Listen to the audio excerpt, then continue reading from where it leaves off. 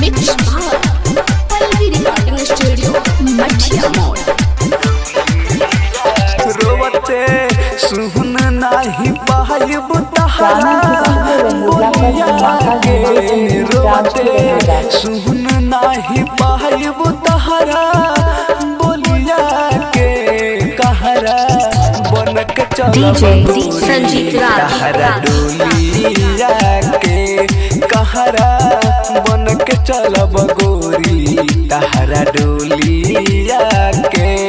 रोवते सुन नाही पाइब तहरा बोलिया के, रोवते सुन नाही पाइब तहरा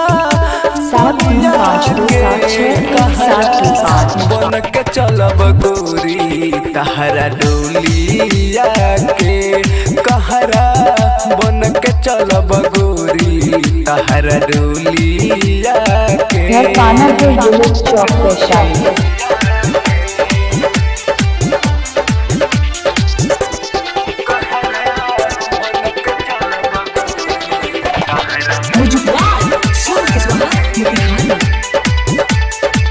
संजीव कानापुर वैशाली।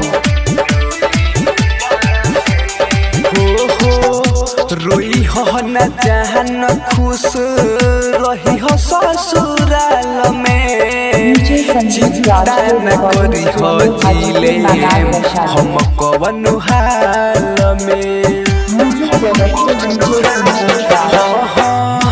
रोई हो न जहन खुश रही हो ससुराल में, चिंता न करी हो जिले हम कवन हाल में।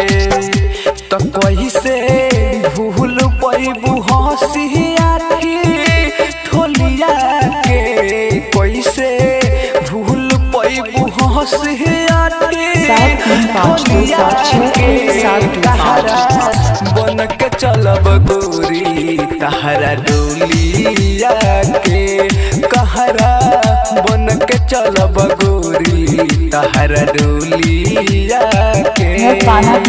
चौक वैशाली।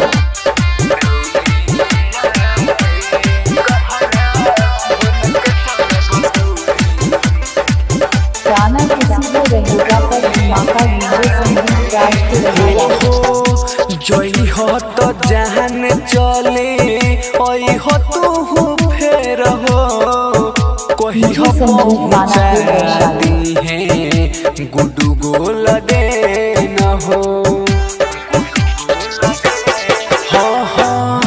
जई हो तो जहन चले ओई हो तू फेर हो, कही हो पहुँचा दी है गुडू गोल दे न हो।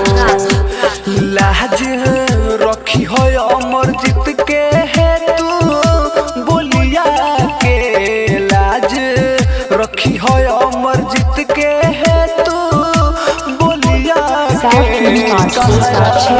बनक चलब गोरी तहरा डोलिया के, कहरा बनक चलब गोरी तहरा डोलिया के। 527261725